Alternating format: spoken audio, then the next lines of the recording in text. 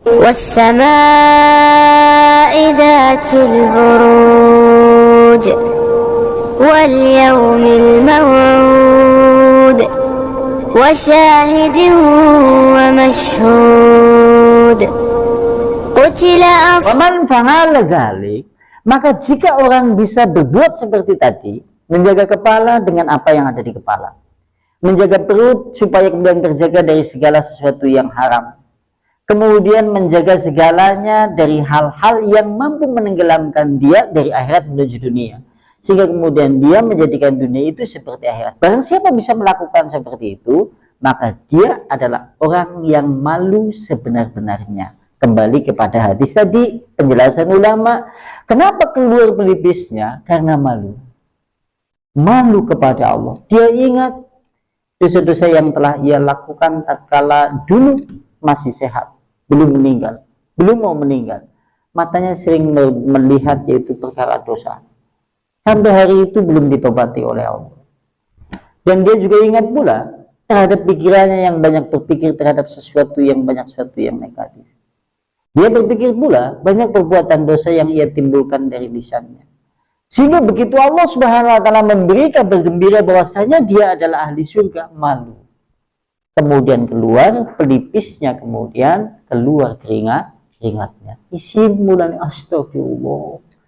Mulane terus isin sampai keluar keringat. Karena bagian tubuh yang lain sudah meninggal. Tapi maksudnya nek keluar pelipis isin.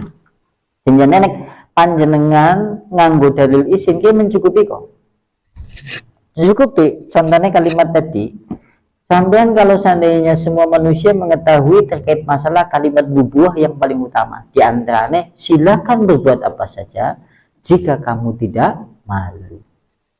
Bisa mencukupi, berarti menunjukkan segala sesuatu perbuatan yang dosa, berarti isinya lagi hilang. Kan itu ya. Kalau yang isinya balik berarti nek wis astagfirullah. Isinya wis balik mening. Itu seperti itu maksudnya. Nah, kemudian berikutnya, kemudian dia itu keluar keringatnya di pelipisnya karena malu kepada Tuhannya. Lima iftarafa min mukhallafatihi, yaitu dia ingat terhadap perkara-perkara yang melanggar dan menyelisih perintah-perintah Rasulullah dan perintah Allah Subhanahu wa taala. Mulane isin kelingan zaman ora salat, kelingan zaman ora puasa, kelingan dosa sing wingi belum ditobati, kelingan dosa yang ia lakukan dengan kedua tangannya. Dan ia ingat pula padahal kelak di hadapan Allah kakinya, kulitnya, kedua tangannya bersaksi. Dan tidak ada kemudian manusia yang tidak bersaksi kecuali seluruh anggota tubuhnya bersaksi. Sampai-sampai Al-Quran kemudian menyebutkan al-yawma nakhtimu ala afwahihim. Maka pada hari itu kami kunci mulut-mulut mereka. Nanti akan berbicara sendiri tangan-tangan mereka, kaki-kaki mereka. Telah berbuat seperti ini, seperti itu. Pantas seorang beriman, begitu kemudian dia mau meninggal, keluar keringat di sini karena perasaan malu kepada Allah. Astagfirullah, dosaku ya Allah. Maksudnya seperti itu. Mulanya kadang-kadang nang sampean dikontalkin, dia lagi mikir seperti itu. Kalau dia memang orang yang beruntung dan bahagia, nanti juga bisa ditutup dengan kalimat La ilaha illallah. Setelah kemudian dia berpikir, ya Allah, astagfirullah. Nah hati bisa ngomong sih bisa nih.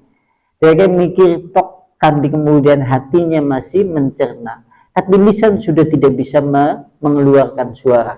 Pandangan sudah tidak begitu jelas. Otot-otot yang bagian bawah sudah bergang dan kemudian nyawa mulai dari kaki sudah mulai hilang.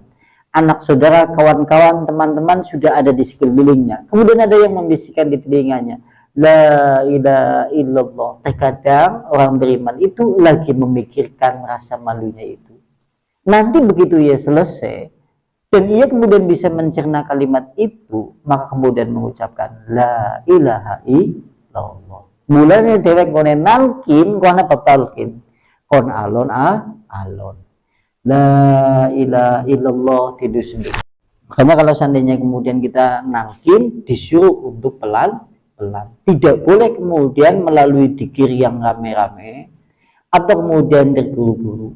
Misal ngundang wong 10, dzikir nang kono, lah ilah ganggu wong lagi konsentrasi, merasa malu kalau dia orang beriman. Itu maksudnya. Dan berikutnya ini. Li'anna masfala minhu qad mata. Dan sungguh anggota tubuh badan yang lain qad mata telah mati. Sing tersisa bagian atas. Karena biasanya nek posisi seperti itu sing isi urip ki mung bagian kene tok. Mung bagian kene tok tekan dada mengene. Kaki sudah dingin. Kemudian bagian paha sudah dingin. Sudah hampir-hampir kemudian nyawa itu hampir habis. Karena kita tahu sing jenengane nanti ruh terlepas dari badan mulai dari kaki sampai ke atas. Begitu keluar terpisah kemudian dari tubuhnya, pandangan mata mengikuti ruh. Mulane wong mati kabehan melek. Seperti itu. Karena dia mengikuti ruhnya lepas dari tubuhnya. Mulai disunahna kon meremna. Kan seperti itu. Nanti ada batas sendiri terhadap permasalahan itu. Karena dia kan mengikuti ruh seperti itu. Nah, hadis Rasulullah, ruh sampean ujul lepas dari tubuh, anna hadis Rasulullah. Al arwahu junudun. Ruh manusia yang ada di dalam kehidupan dunia ini seperti pasukan tentara. Ruh dewek kabehan kayak pasukan tentara. Baik kelak di dalam kehidupan dunia ataupun di dalam kehidupan akhirat, kayak pasukan tentara. Jika kemudian satu dengan yang lain, ruh yang satu dengan ruh yang lain terdapat kecocokan, saling mengenal satu jurusan, satu akidah, satu paham, maka dia akan mengenal pula. Mulane anabab begitu wong wis ninggal ruh terlepas nang kana disambut nang ruh orang beriman sing wis ninggal di situ. Begitu juga logika berpikir kita, dewek mengendi bae engkau ketemu nih kambi wong sing cocok kambi ruwe dewek. Sampean wis demen sholat, sampean wong ngaji, bunga meng Jakarta, numpak bisa, ya kambi wong sholat. Manggone ya kambi wong ahli sholat. Tapi sampean kemudian ahli kemudian minum misal, ahli cipat, ahli whisky misalnya, numpak bisa, ya ketemu nih kambi ahli whisky. Karena ruh manusia nanti akan mencari kecocokannya. Nek ora cocok, qadarullah pindah. Dewek wong beriman, nang kono wong loro kebis, agi kanda masalah whisky, jipat, sampai ora cocok pindah. Karena ruh kita tidak mengenal. Nah, sing bingungi, ki sing aran ngene. Ki sing bingungi. Ya sing aran ngene, kambi sing apik ya gelem, kambi sing ora apik ya gelem. Ki sing aneh-aneh ya. Karena kan ada yang seperti itu ya. Karena kemudian berikutnya. Wa innama bakiyat qawiyal hayah wa harakatuha fi ma'ala. Maka kalau seandainya tersisa kekuatan hidup, maksudnya adalah sing bagian tesiurip anggota tubuhnya adalah bagian atas yang masih bisa digerakkan, yang masih hidup karena permasalahannya adalah bagian atas. Setelah kemudian keluar keringat di pelipis, dewek kan malu memikirkan dosa-dosa yang ia lakukan. Kalau kemudian hal itu sampai ke hati manusia, kan biasanya kotakan hati. Sampai mikir, garap meninggal, ya Allah, nang dosanya akeh temen, ya Allah, misal. Kemudian hati mencerna, pikiran juga menerima, kesadaran juga penuh ada di dalam jiwa.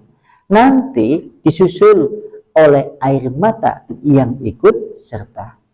Kemudian metu banyu mripate ilue.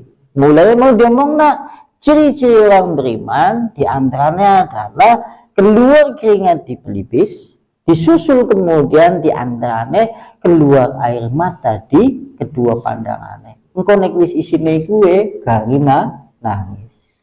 Seakan-akan mengisyaratkan juga dulu tatkala hidup di dalam kehidupan dunia sebelum menjelang kematiannya dia banyak menangis kepada Allah. Sehingga mudah pula air mata itu tumpah terhadap pemikiran akhirat, terhadap pemikiran dosa yang telah ia lakukan. Karena air mata itu juga sudah terbiasa mengalir. Sebagaimana penyair Arab menyebutkan, jika mata itu telah menemukan jalan yang dilalui oleh air mata, maka nanti akan mudah air mata keluar juga. Maksudnya, nek wong biasa nangis kepada Allah, nanti dalam segala kondisi mudah menangis kepada Allah juga. Ini kadang-kadang ada. Kesadaran akal itu sudah ada, jiwa sudah tersentuh, hati juga sudah merasa pula, tapi air mata tak kunjung-kunjung menyusul ikut serta. Karena permasalahannya mungkin dia kemudian jarang menangis kepada Allah Subhanahu wa Ta'ala. Bulannya kan kadang-kadang lucu-lucu, aku janjinya wis kerasa lu, tapi kok bisa nangis ya? Kan itu juga ya. Karena kebiasaan manusia kadang-kadang seperti itu. Nah, seperti itu mulanya disusul kambe air mata yang menetes. Jadi kan bayang nawake dewek. Yang apa senengnya ya? Sekalipun banyak dosa, kalau mendapat rahmat Allah selesai kok. Kalau semuanya kemudian kita hadir dengan membawa dosa-dosa kepada Allah Subhanahu wa Ta'ala, kita bertobat, kita malu, kemudian air mata juga mengikuti tanda air mata tobat. Allah akan menyambut dengan sepenuh kasih sayangnya. Allah kemudian cium dia, Allah peluk dia, Allah kemudian mengasihkan yaitu rahmat yang paling terbaik bagi hamba. Allah seakan-akan tidak peduli bagaimana dosa-dosa yang telah kita lakukan jika Allah memberikan rahmat. Nek wis rahmat seperti itu, masya Allah. Jadi kan bayang apa ya? Bayang apa senengnya wong beriman.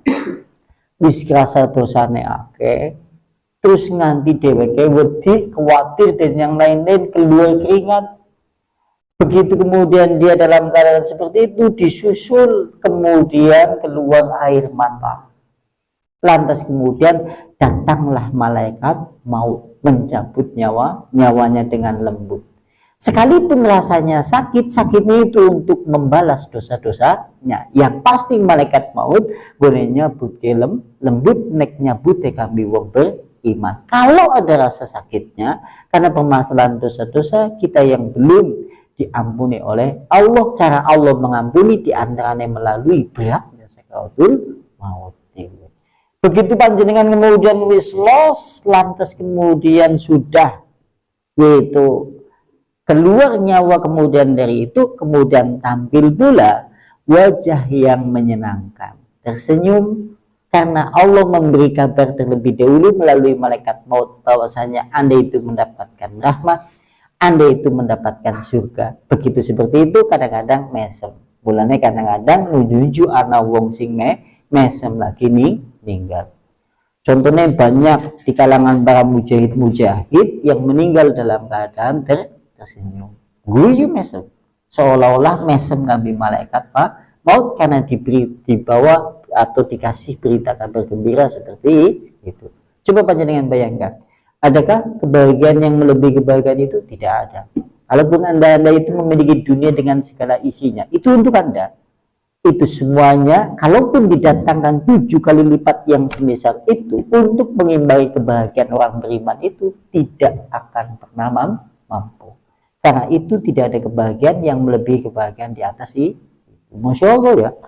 Habis begitu kayak gue, terus kemudian dia mendapat berita di surga. Tinggal dia nanti menunggu hari kiamat, sekalipun perjalanan hidupnya masih panjang, tapi kita tahu nek ninggale selamat, maka menganai selamat. Mulane ana bab husnul khotimah kambi suul khotimah. Gue maksud itu. Masya Allah ya. Dan berikutnya, main sampai titik ini.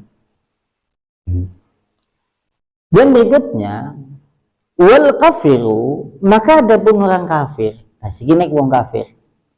Orang yang banyak dosanya, orang yang banyak kemudian perbuatan kezalimannya, dia tidak pernah memohon ampunan, tidak pernah bertobat, tidak pernah beribadah kepada Allah.